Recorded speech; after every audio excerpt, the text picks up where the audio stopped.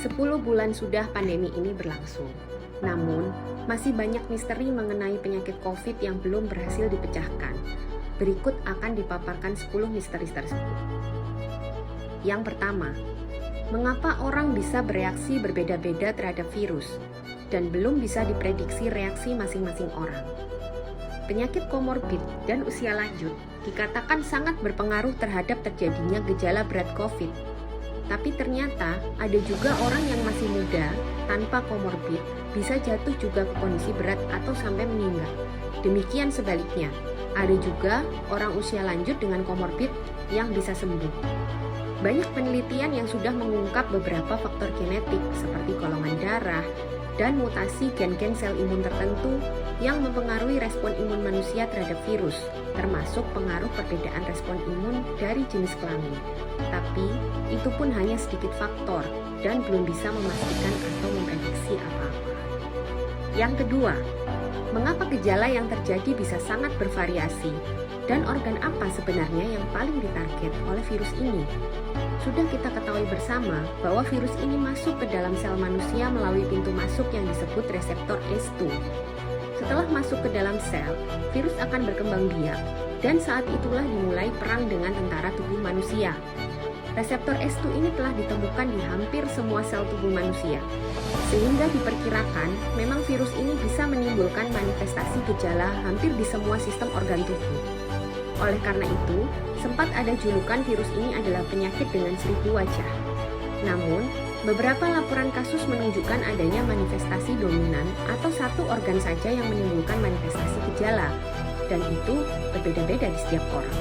Ini masih belum diketahui juga apa yang menyebabkan virus lebih menyerang satu organ atau dominan organ tertentu pada tiap orang, padahal reseptor ACE2 ada di hampir semua organ. Yang ketiga, bagaimana kekebalan tubuh manusia terbentuk sebagai reaksi terhadap virus? Hingga sekarang, kekuatan atau durasi kekebalan yang bisa terbentuk belum diketahui pasti. Beberapa penelitian meneliti respon sel limfosit T dan antibodi. Didapatkan hasil yang bervariasi pula pada tiap orang. Antibodi diperkirakan bisa bertahan dalam tubuh hingga 3-4 bulan pasca sembuh. Antibodi ini awalnya dianggap bisa melindungi seseorang dari infeksi ulang, tapi ternyata banyak laporan kasus reinfeksi yang terjadi dalam waktu kurang dari 3-4 bulan. Sistem imun manusia memang tidak hanya sebatas antibodi, masih banyak peran sel-sel imun lain yang belum banyak diketahui terkait responnya terhadap COVID.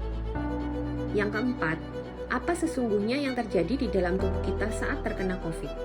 Ini terkait dengan adanya fenomena long COVID atau long hauler, yaitu menetapnya beberapa gejala hingga berminggu-minggu sampai berbulan-bulan setelah sembuh dari COVID. Fenomena ini cukup banyak terjadi.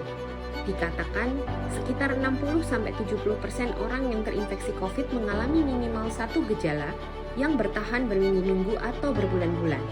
Beberapa dugaan penyebab dikemukakan oleh para ahli, mulai dari efek kerusakan organ tubuh akibat virus yang menunggu penyembuhan, hingga kerusakan organ akibat keradangan yang masih berlangsung ringan terus-menerus.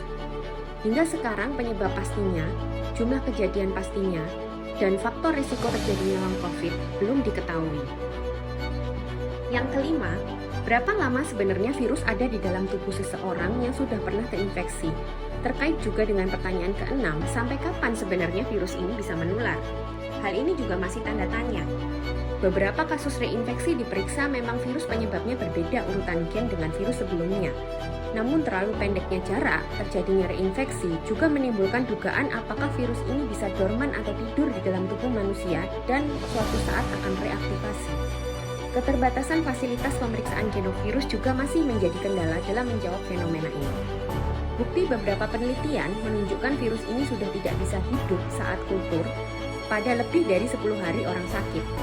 Namun bukti-bukti lain yang lebih kecil menunjukkan bahwa pada beberapa penderita ditemukan virus yang masih hidup hingga lebih dari 20 hari meskipun orang tersebut bergejala ringan. Sehingga sampai sekarang kepastian masih menular atau tidak ini masih belum jelas, ditambah dengan PCR yang hasilnya bisa positif terus dalam jangka panjang. Belum diketahui pasti hubungannya dengan penularan, apalagi pada orang-orang yang gejalanya sudah hilang. Yang ketujuh, dari mana sebenarnya asal virus ini? Hal ini menjadi topik hangat baik di kalangan ilmuwan maupun awam. Di video saya sebelumnya, saya pernah menjelaskan kemungkinan virus ini terjadi secara alami. Karena sebenarnya 10-15 tahun terakhir, para ahli sudah meneliti ribuan coronavirus yang ditemukan pada kelelawar dan memiliki struktur yang mirip dengan SARS-CoV-1 dan SARS-CoV-2. Para ahli sudah memprediksi bahwa virus-virus ini berpotensi menyebabkan pandemi di masa yang akan datang, ditambah lagi dengan adanya eksploitasi lingkungan seperti penebangan hutan, pembangunan jalan, dan pertambangan, sehingga virus-virus yang sebelumnya jauh tidak terjamah oleh manusia bisa semakin mendekati populasi manusia.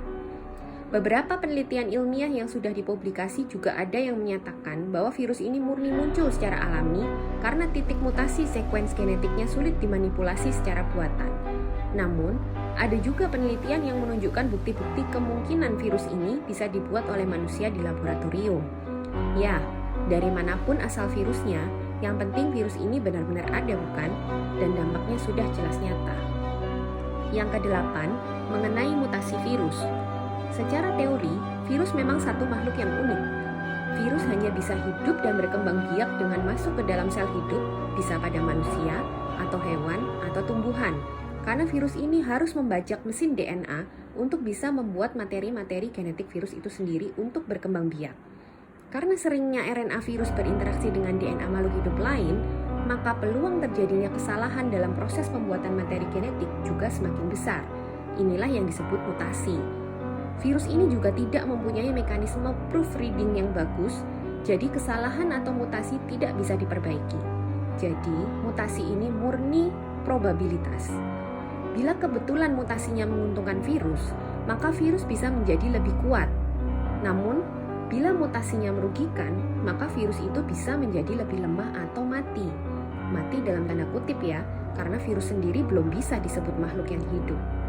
Mutasi pada SARS-CoV-2 sudah sangat banyak dilaporkan, namun hingga sekarang, perbedaan pengaruh dari masing-masing mutasi virus terhadap respon tubuh manusia juga belum diketahui pasti.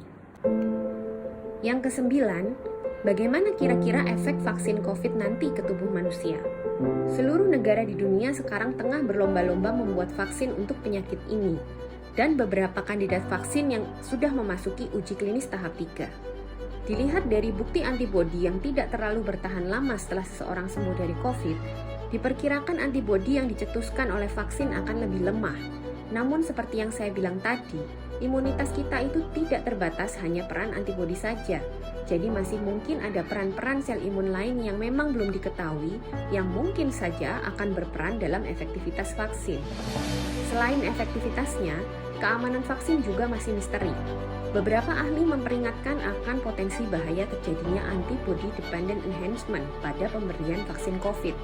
Belajar dari pengalaman pada vaksin-vaksin virus RNA sebelumnya, seperti dengue, HIV, Ebola, dan Zika. Bila antibody dependent enhancement terjadi, malah akan memperberat infeksi dan reaksi imun yang terjadi. Namun, hingga sekarang, efek antibody dependent enhancement belum pernah dilaporkan pada kandidat vaksin COVID yang sedang diteliti. Dan yang ke-10, terakhir, mengapa sulit sekali mendapatkan obat yang efektif untuk COVID? Pembuatan obat baru memang butuh proses yang panjang karena harus melewati uji di lab, uji di hewan, dan terakhir uji di manusia. Akhirnya, beberapa obat yang sudah lama ada dicoba diteliti pada pasien COVID seperti chloroquine, lopinavir-ritonavir yang merupakan antivirus HIV, remdesivir, steroid, plasma konvalesen, antibodi poliklonal, bahkan sampai suplemen-suplemen vitamin. Sayangnya, semua obat ini gagal membuktikan efektivitasnya dari uji klinis. Hanya steroid dexamethasone saja yang terbukti efektif, itu pun hanya untuk pasien COVID yang bergejala berat saja. Untuk antivirusnya sendiri hingga sekarang juga belum ditemukan. Mungkin karena masih 10 bulan ya, jadi memang agak mustahil menemukan obat yang benar-benar baru. Demikianlah 10 misteri terkait COVID yang masih belum terjawab. Wajar bila akan ada temuan-temuan baru setiap hari. Ini merupakan PR besar para ilmuwan untuk terus berusaha mencari jawaban dari semua misteri tersebut. Tapi, di balik semua misteri itu, satu hal yang sudah pasti. Virus ini benar-benar ada, menyebabkan penyakit yang nyata, dan dampaknya sudah jelas terlihat di semua aspek kehidupan manusia. Tetaplah lakukan usaha pencegahan infeksi, jaga kesehatan imunitas dengan pola hidup sehat, dan tentunya senantiasa berdoa.